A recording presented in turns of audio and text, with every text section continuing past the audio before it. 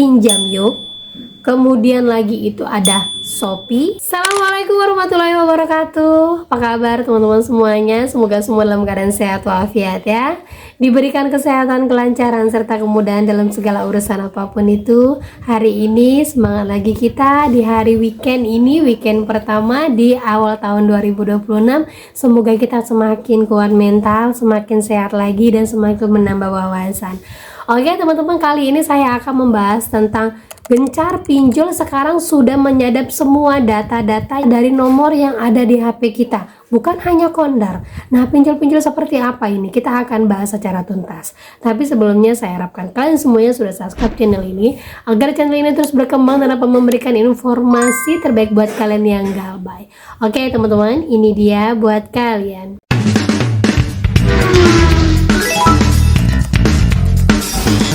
Oke teman-teman semuanya, sebelumnya saya mau update dulu ya untuk yang punya galbay di Pinjam Yuk. Hati-hati, di awal tahun ini Pinjam Yuk gencar sekali ngirimkan kode OTP kepada semua orang yang baru galbay. 1 hari, 2 hari galbay aja udah seperti ini. Dan ada yang galbay 300.000 dengan nilai receh-receh seperti ini saja, terorannya seperti galbay puluhan juta. Nah, seperti ini informasinya ya. Mau tanya saya galbay di Pinjam Yuk, tahu-tahu ada notifikasi kayak gini, apakah data saya disalahgunakan?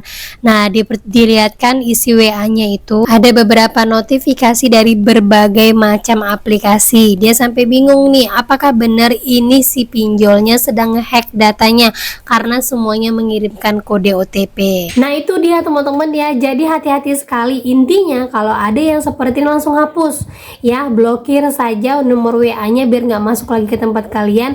Hapus langsung, jangan pernah kalian kirimkan, jangan pernah kalian kasih tahu, biar nantinya tidak terjadi hal-hal yang tidak diinginkan. Jadi intinya ini DC lagi nakut-nakutin kalian aja, baru coba-coba untuk ngehack biar kalian kelihatan bahwa data kalian digunakan sama mereka. Padahal pada intinya kita semua udah tahu ini mereka hanya coba untuk masuk saja, tapi tidak berani untuk lebih dalam lagi. Jangan dibuka dan jangan takut, tetap tenang saja karena ini biasanya teror yang sudah pernah terjadi di tahun-tahun sebelumnya dan belum terbukti dihack.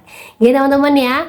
Dan lagi ya buat teman-teman semuanya, di awal tahun ini saya ingatkan kepada kalian semuanya yang sudah bersih namanya di pinjol, sudah nggak mau lagi berurusan dengan nama pinjol. Kemudian buat teman-teman saya semua nih, adik-adik saya yang masih pacaran ataupun punya bestie ataupun punya kalian kerabat lah, tolong jangan pernah terlalu baik dengan siapapun, apalagi sampai meminjamkan data kalian untuk digunakan pinjol kalau tidak mau berakhir seperti ini. Nah, seperti curhatan seorang teman ya, yang mana dia baru menyadari setelah dia hitung baik-baik lagi semua hutangnya dengan hutang temannya yang sudah menggunakan datanya itu mencapai 253 juta.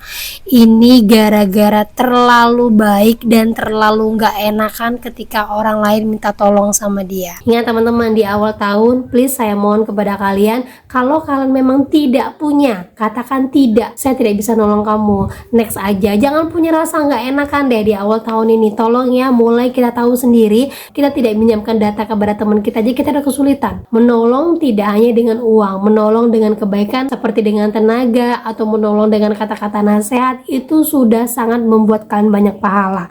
Jangan meminjamkan data kalian yang ujung-ujungnya kalian repot sendiri dan akhirnya kalian kesulitan ke depannya. Ini nasihat saya di awal tahun ya buat teman-teman siapapun itulah. Karena apa? Sekarang ini modus di awal tahun 2026 ini sudah lumayan parah. Karena ada seorang mahasiswa yang menginformasikan ya bahwa dia saat ini diteror puluhan pinjol. Muak kali katanya dia bilang ya. Sepertinya server pemerintah aman-aman saja untuk data yang disebarluaskan. Tidak mau tahu, tidak peduli data kita, privasi kita sebarluas kemana-mana. Dan lebih parahnya saat ini pinjol menyadap semua data orang-orang yang ada di HP kita.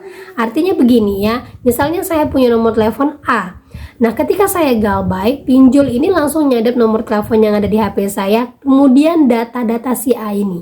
Karena apa? Banyak sekali pengaduan dari orang-orang mengatakan bahwa dia tidak punya pinjol, tidak pernah tahu pinjol, tapi karena temannya itu ada galbay, akhirnya datanya itu terambil dan informasinya dia ditagih dari beberapa pinjol yang tidak pernah dia gunakan, bahkan sampai DC-nya datang menunjukkan data dirinya, padahal sama sekali dia tidak pernah mengajukan yang namanya pinjol. Nah, inilah parahnya modus di awal tahun 2020 saat ini. Nah, seperti ini informasinya, berawal dari seorang Gen Z yang sudah muak kebocoran data pribadi. Serapa pemerintah jebol diteror spam dan pinjol. Dia diteror debt collector utang teman kampusnya, padahal dia tidak mengenal dekat orang tersebut. Masalahnya si A teman kampus gue ini gak dekat sama sekali, tapi temennya ini menyimpan nomor dia di nomor HP-nya, dan dia curiga bahwa aplikasi pinjol ini melakukan praktik kontak scraping ataupun menyedot seluruh data di ponsel si peminjam tersebut. Nah, ternyata aplikasi yang dia install itu bisa menyedot isi kontak dia, dan kalau nomor gue disimpan di HP-nya dia, data gue juga ikut di-share. Saat melaporkan hal ini ke provider, Raka pun mengaku kecewa karena hanya diberi solusi tapi tidak membantu menyelesaikan masalah. Betul sekali, banyak sekali di awal tahun yang mengalami hal yang sama. Ada lagi yang lebih parah. Dia mengatakan bahwa tiba-tiba banget ada tagihan pinjol ke rumah, ditanyain dari aplikasi apa nggak dijawab. Katanya ada tagihan belum terbayar, di open lagi. Dikasih tunjuk foto diriku dengan KTP.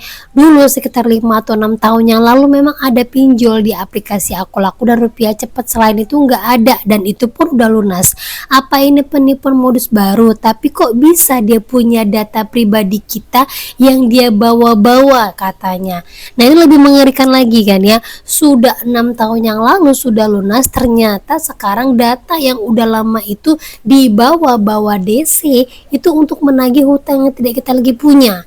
Nah, ini parahnya kebocoran data yang terjadi di awal tahun 2026 ini. Ada lagi yang mengatakan bahwa ngeri banget ya kayak gini, saking sering baca yang kasus begini. Kemarin waktu suamiku mau urus pindah ke pendudukan by online dari kota asal, suamiku diminta foto sambil pegang KTP.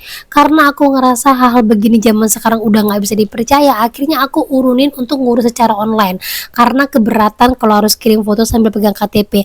Habis itu kita langsung didatangin di stuk setempat buat urus secara offline, saking teras isunya dengan data pribadi salah gunakan. Betul sekali teman-teman ya, kalau sudah kita mengurus apapun itu tapi sudah minta foto diri kita terus pegang KTP, curiga saja, kita langsung hentikan, jangan diteruskan. Nah, ada lagi yang lebih parah, dan ini memang benar-benar terjadi di awal tahun 2026. Mengatakan bahwa kakak aku pesan makanan MPASI di aplikasi TokTok pakai jasa pengiriman Express. Tiba-tiba ada WA bahwa paket tuh ketukar dan ada noresinya sama banget sama yang di aplikasi. Minta SS total pengiriman dan mau bayar ganti rugi, dan ternyata itu penipuan. Semengerikan itu data kita tersebar. Jelas sekali ya, mulai dari paket online kita sekarang orang sudah bisa menggunakan data kita lengkap, karena dalamnya ada nama jelas kita, alamat kita, dan nomor telepon kita. Ini jelas sudah langsung terbaca di sistem. Apalagi kalau yang memang beli barang-barang yang nilainya wah seperti handphone, TV, dan segala macamnya, kalau sudah online rata-rata data kita langsung digunakan dengan penipuan seperti ini. Hati-hati sekali teman-teman ya. Nah, itu dia beberapa teman-teman pengakuan di media sosial yang banyak saya jumpai ya untuk di awal tahun 2026, dan informasinya sudah banyak sekali yang mengadukan hal ini kepada Kominfo, kepada OJK, kepada polisi, tetapi tetap jawabannya tidak terlalu bisa merespon dan tidak bisa terlalu berbuat banyak karena ini sifatnya digital. Pemerintah sendiri belum bisa untuk mengamankan data kita, tapi terus-terusan kita dijor dengan pinjaman-pinjaman online yang seolah-olah katanya lebih aman daripada pinjaman perbankan. Benar kan ya? Nah, kalau dilihat dari beberapa informasi teman-teman ini, yang paling banyak sekarang mengalami kebocoran data dan ditagih dari pinjol-pinjol yang tidak pernah mereka gunakan, itu rata-rata berasal dari Pinjam Yuk, kemudian lagi itu ada Shopee, kemudian itu lagi ada Aku Laku, kemudian ada Rupiah Cepat, dan yang terakhir baru-baru ini banyak sekali ditagih dari namanya Solusiku. Ya, ini hati-hati sekali buat teman-teman ya. Mungkin di awal tahun ini baru beberapa pinjol ini yang saya sebutkan. Saya tidak tahu nanti ya di awal bulan depan atau bulan-bulan berikutnya akan kita jalani. Jadi solusi dari saya, ketika kalian tidak pernah memiliki yang namanya pinjol, harap hati-hati untuk menginstal aplikasi apapun. Mau itu aplikasi gratisan, mau itu aplikasi berbayar, mau itu aplikasi menghasilkan uang, tetap hati-hati.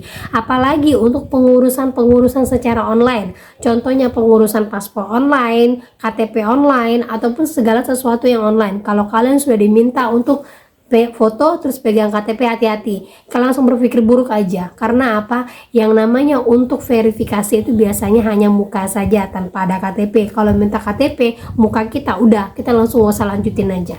Itu aja kuncinya teman-teman ya. Karena yang bisa meminimalisir bahkan menutup itu semua adalah diri kita sendiri. Kita mau berharap apa dari pemerintah? Mau berharap terlalu banyak pasti tidak akan bisa. Mau berharap ini semua dihentikan pasti tidak bisa, karena negara juga diuntungkan dari pajak-pajak pinjaman online yang sekarang ini sedang terjadi. Jadi semua konsekuensi itu akan kembali kepada kita. Kita sendiri yang memang harus bisa menahan diri, kita sendiri yang harus bisa untuk lebih menselektif apa-apa saja yang bisa kita download, dan kita sendiri yang harus lebih paham terhadap diri kita. Jangan terlalu baik dan juga jangan menjadi orang yang tidak enakan. Itu harus saya tanamkan di awal tahun 2026 ini. Gitu teman-teman ya. Nah, oke, itu dia informasi yang bisa saya sampaikan buat kalian di awal tahun ini. Semoga informasi ini menjadi mood booster lagi buat kalian. Kata saya ucapkan assalamualaikum warahmatullahi wabarakatuh.